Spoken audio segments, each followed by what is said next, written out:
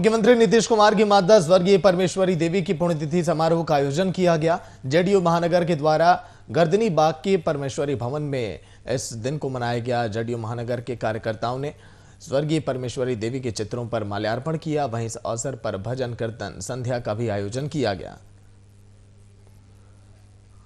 भजन कीर्तन संध्या का भी आयोजन सीएम नीतीश कुमार।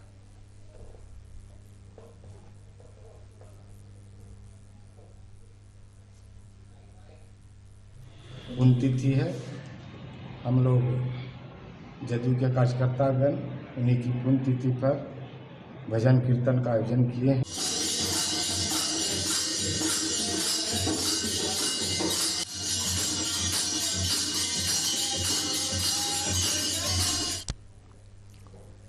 नए साल 2021 के स्वागत और 2020 को अलविदा कहने के साथ ही राजधानी रांची में जश्न का माहौल देखने को मिला। अलग अलग होटल और रेस्टोरेंट में नए साल का स्वागत करते हुए लोग झूमते हुए दिखाई दिए। हालांकि कोरोना के नियमों का आदेश को देखते हुए हर बार की तरह इस बार होटल रेस्टोरेंट में भीड़ थोड़ी कम देखी गई। लोग सीमित संख्या में ही जश्न को मनाने के लिए घरों से निकले। कई बड़े होटलों में सिर्फ डिनर के इंतजाम किए गए तो कुछ होटलों में सीमित संख्या में लोगों ने प्रवेश वहां पर किया था।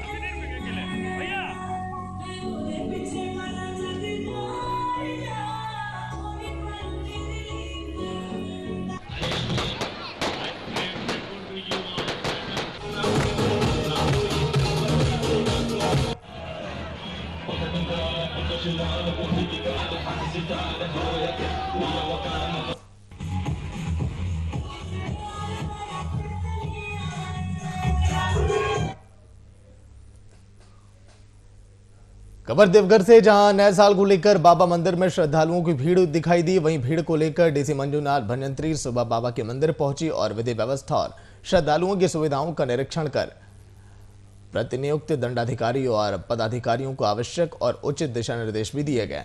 साथ ही डीसी ने सुरक्षा कर्मियों को निर्देश भी दिए कि जलापरण की गति को बढ़ाए ताकि कतार को तेजी से आगे बढ़ाया जा सके। निरीक्षण के क्रम में उपायुक्त ने कहा कि आज के दिन जहां लोग पिकनिक मनाए जा रहे हैं, पर्यटक स्थलों पर घूमने फिरने के लिए जा रहे हैं, वहीं इसके लिए श्रद्धालुओं की तादाद में काफी इजाफा हुआ और ये प्रमाण है कि आस्था का कोई भी विकल्प नहीं हो सकता। जिला में तो नए वर्ष में हम यही जिला वासियों से, सभी लोगों से यही अनुरोध भी करते हैं, शुभकामनाएं कि जल्दी से जल्दी ये कोरोना समाप्त हो जाए जिला से। और साथ ही साथ जो राज्य सरकार के जो भी प्राथमिकता है वो सब हम लोग धरातल पे उतरने के लिए सभी लोगों की सहयोग और शुभकामनाएं चाहते हैं। और साथ ही साथ यहाँ जो एयरपोर्ट और एम्स जो बन रहे हैं वो भी जल्दी से कंप्लीट हो जाए और पर्यटन का भी विकास रहे।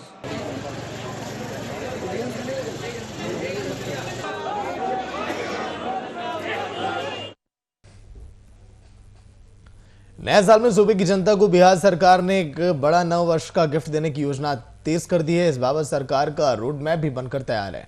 नए साल पर मोकामा मंत्री पहुंचे जीवेश मिश्रा ने रोजगार, पर्यटन और खनन विभाग में बड़े पैमाने पर सुधारवादी सार्थक कदम उठाने का ऐलान किया। बाबा परशुराम मंदिर में पूजा अर्चना के बाद मीडिया से बातचीत के दौरान मंत्री ने कहा कि रोजगार मुहैया कराने की मुकम्मल तैयारी की गई है। बिहार को पर्यटन की दृष्टि से भी अव्वल पायदान पर लाना है।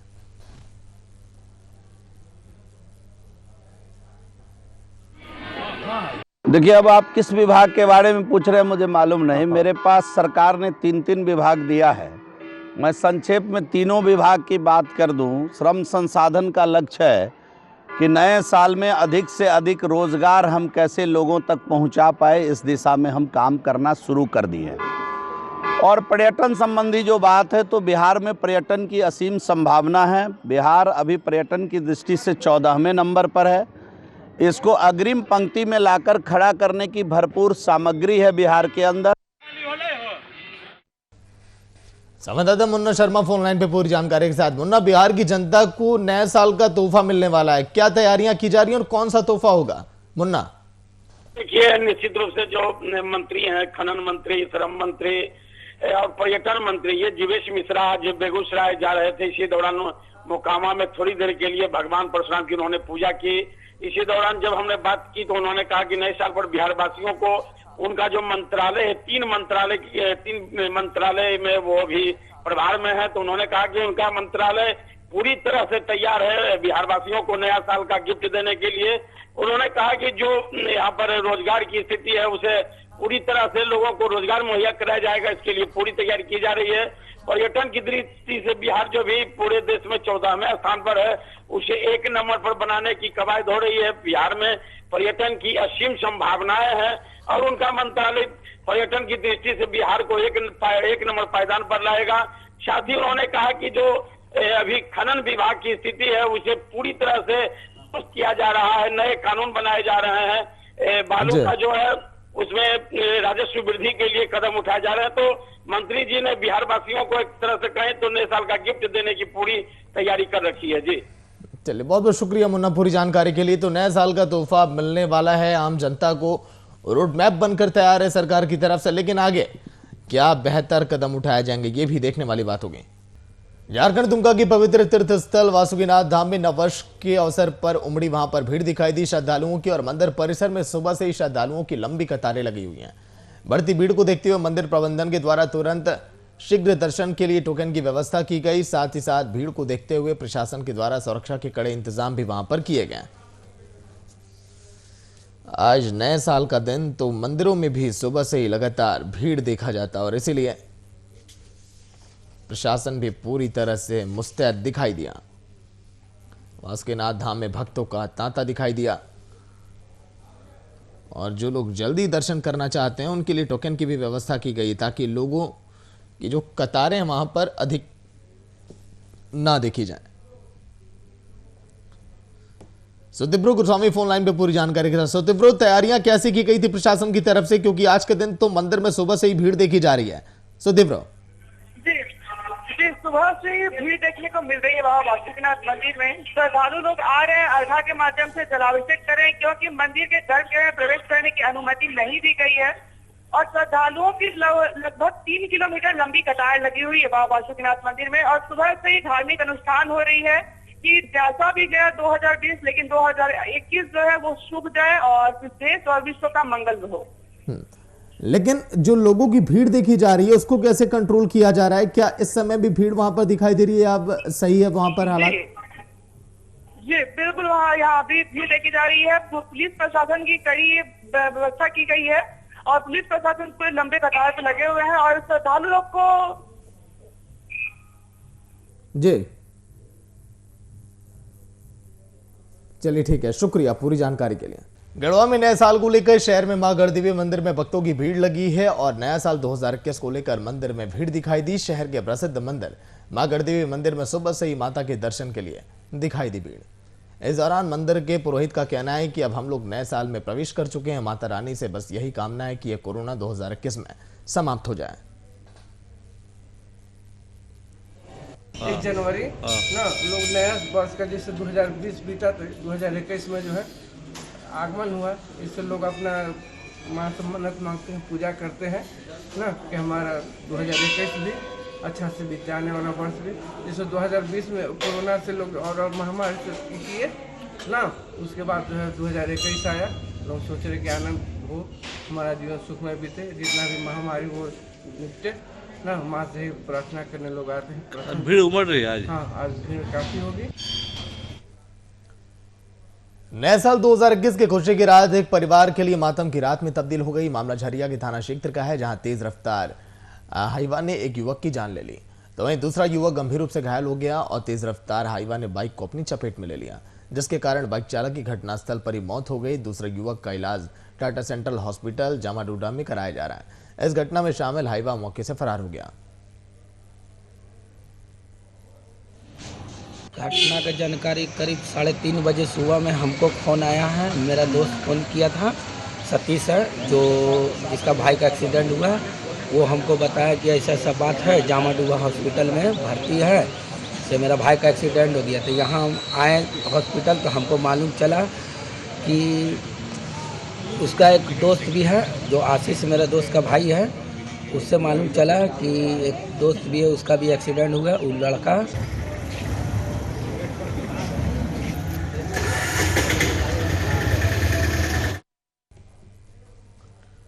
रांची के अलग अलग पार्क अभी तक बंद हैं। कोविड-19 का दौर है। कहीं ना कहीं कोरोना का असर नए साल में भी देखने को मिला, जहां राज्य सरकार ने पार्क को खोलने की अनुमति नहीं दी और लोग पिकनिक मनाते पार्कों में नहीं जा पा रहे हैं।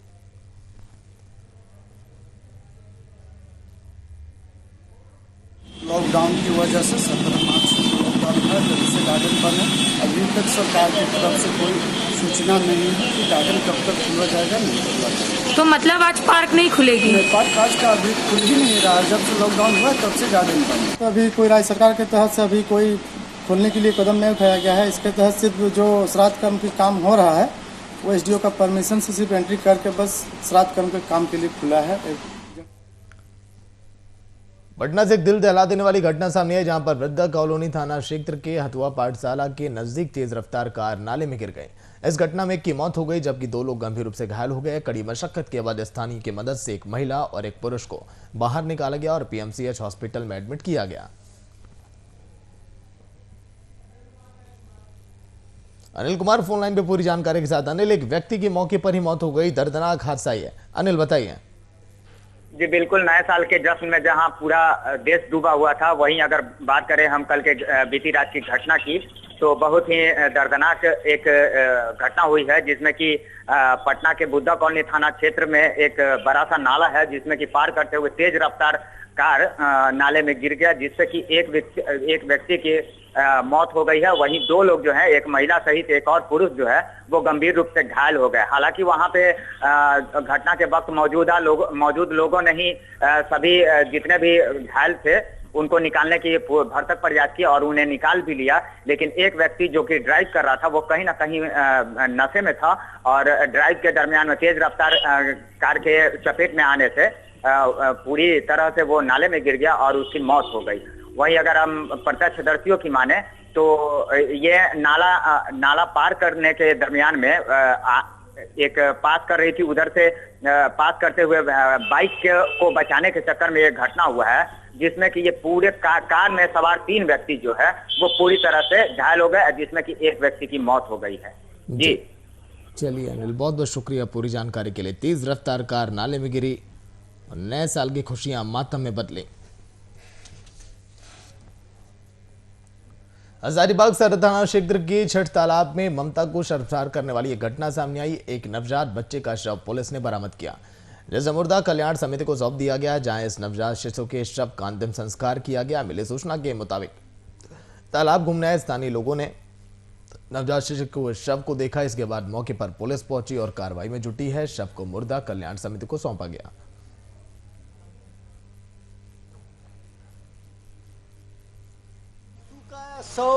मैंने ये चित्रगुप्त मंदिर के छठ तालाब के परिसर में था। किसी सज्जन ने, नवयुवक ने फ़ोन किया तो हम लोग आए। उसके बाद हमने कंट्रोल रूम को फ़ोन किया, सदर थाना को फ़ोन किया, सदर थाना की पुलिस आई। अब इस बच्चे के शव को हम लोग उठा के ले जा रहे हैं और इसका सम्मान पूर्वक इसका मट्टी देंगे। गाँव मुक्ति धाम में इसका मट्टी दिया जाएगा। क्या लगता है देख के पहला पुलिस पहला लगता है, और मिगत मैं कितना दिन से प्रशासन से, ये जिला प्रशासन से मांग कर रहा हूँ, क्योंकि ये बच्चा जब किसी का भी होता है नर्सिंग होम में और डेथ होता है तो नर्सिंग होम के जो कर्मचारी होते हैं, सफाई कर्मचारी, उनको दिया जाता है कि इसको दफना दिया जाए। सूचना मिली कि छठ तालाब के पास एक अज्ञात बच्चे का शव है, तो उसको रिकवर करके आगे की कार्रवाई की जाएगी। क्या लगा देखने से? ये लगता है 1 दिन का ही बच्चा है। नया साल आ गया, नया होना। तो ममता को शर्मसार करने का यह मामला, तालाब में एक बच्चे का शव मिला। पुलिस कार्रवाई करते हुए शव को मुर्दा कल्याण समिति को अब सौंप दिए हैं। ये तस्वीरें मानवता को शर्मसार करती हैं। आशीष सिन्हा फोन लाइन पे पूरी जानकारी के साथ। आशीष, नवजात बच्चे का शव बरामद किया गया, शर्मसार करने वाली ये घटना। आशीष,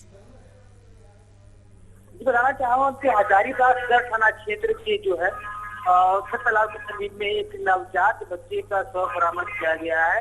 स्थानीय लोग सुबह घूमने के लिए निकलते हैं, वही लोगों ने देखा था, जिसकी सूचना उन्होंने स्थानीय पुलिस अधिकारी को दी और मोर्चा कल्याण समिति को दी है। जी चलिए ठीक है, शुक्रिया पूरी जानकारी के लिए। पत्नी की प्रताड़ना से तंग आकर पति ने अपनी ही हत्या की साजिश रच डाली। मामला कैमूर का है, जहां पर पुलिस ने अपनी तत्परता से इसकी गुत्थी 24 घंटे के अंदर सुलझाते हुए पति को सकुशल यूपी से बरामद किया। इसकी जानकारी कैमूर एसपी ने एक प्रेस कॉन्फ्रेंस के माध्यम से दी है।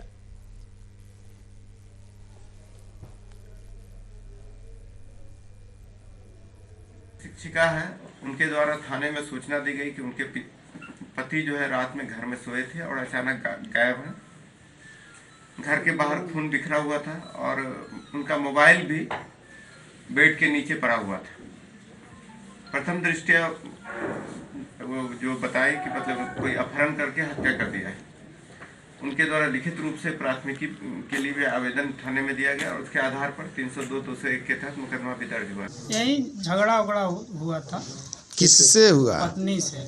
तब यही प्रताड़ित करते करते इसी तरह से मतलब हम प्लान बनाए। पत्नी आपको प्रताड़ित करती थी, तो फिर आपने क्या प्लान बनाया? यही प्लान बनाया कि हम भाग जाएं कहीं दूर। तो गए तो हम बकरा का थोड़ा सा ब्लड लाए, ला करके और बेड पे गिरा उरा करके सोचे कि भाग जाएं हम। किसके बेड पे गिरा दिए? अपने। दोबारा घर। अजीत कुमार फोन लाइन पे पूरी जानकारी के साथ। अजीत, जिस तरह से पत्नी की प्रताड़ना से तंग आकर पति ने अपनी हत्या की साजिश रची थी, फिलहाल पुलिस ने इस गुत्थी को सुलझा दी है। अजीत जी हाँ, देखिए पूरा मामला जो है कैमूर जिले के दुर्गावती थाना क्षेत्र कुड़ारी गांव का मामला है।